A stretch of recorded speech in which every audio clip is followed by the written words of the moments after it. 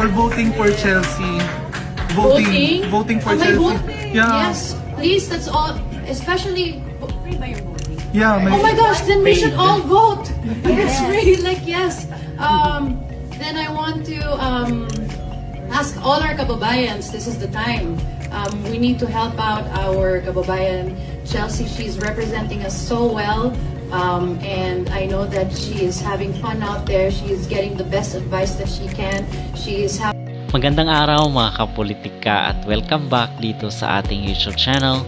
In this video is atin pong panunuorin at pag-uusapan itong naging mensahe ni Pia Wurtzbach dito sa ating kandidata na si Chelsea Manalo at yung pang-iinganyo nila na kung dapat pa ba tayong bumoto dito sa Miss Universe 2024. Pero bago ang lahat ay huwag kalimutang mag-like at mag-subscribe na rin kayo para updated kayo sa ating mga latest issue. So kahapon ay meron pong pahayag itong si Pia Wurtzbach dito kay Chelsea Manalo at the same time yung panghihikayat sa atin na bumoto dito sa Miss Universe. So sinabi nitong kasamahan ni Pia na kung saan ay i-promote daw itong pabotohan dito sa Miss Universe. So hindi natin alam kung alam ba ni Pia na may bayad itong botohan dito sa Voice for a Change dito sa Miss Universe. So ang sabi nitong kasamahan niya is free. Well mga kapolitika na topic at napag-usapan na po natin dito sa ating YouTube channel na meron pong bayad itong botohan dito sa Miss Universe kasi nga dito naman sila kumikita at ngayon ay tila mahina ang pasok ng mga boto. So todo promote sila. And dito kasi magbibigay tayo ng reaction kasi ilang beses natin napag-usapan ito dito sa ating YouTube channel. Itong wag nang sumuporta dito sa kailang mga botohan mga kapolitika kasi kung talagang sincero sila dito sa kailang pagtulong kasi ito ay parang humanitarian mission daw ay ibigay na lang diretso dito sa ating kandidata instead na idadaan pa dito sa bulsa ng Miss Universe.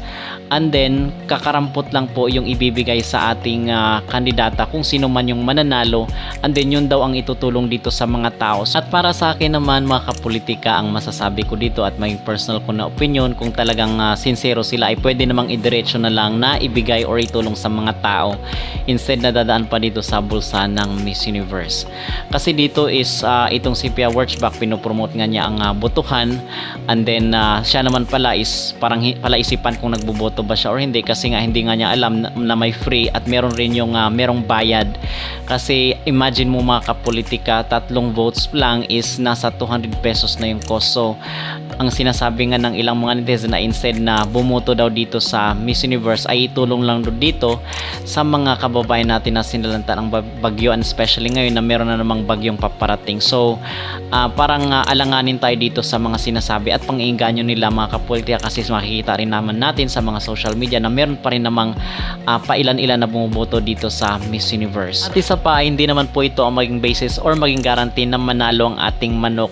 Of course, magdidepende pa rin po yan sa kanyang maging performance dito sa prelim at the same time sa finals at yung magustuhan ka nga dito sa Miss Universe. Tingnan nyo naman ang nangyari dito kay CJ Opiaza na majority ay hindi naman siya binoto at hindi nga siya kasali dito sa top 10 na may pinakamaraming boto, but tingnan nyo naman na kung saan ay nagtapos siya bilang first runner-up. At hindi lang naman pagboto ang way ng pagsuporta natin dito kay Chelsea Manalo, pwede rin naman tayong magbigay ng moral support dito sa ating kandidata. Okay?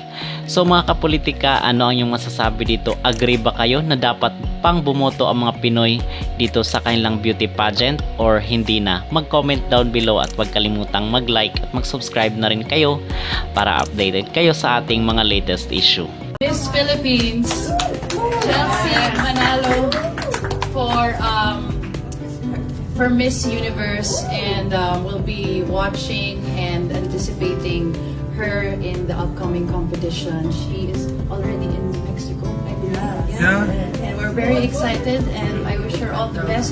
She is a sweetheart, an angel, and I know that she's gonna make us all proud. P for voting for Chelsea. Voting for Am I Chelsea. voting? Yeah. Yes, please, that's all. Especially free by your voting. Yeah. Oh my gosh, then we should all vote. It's free, like yes.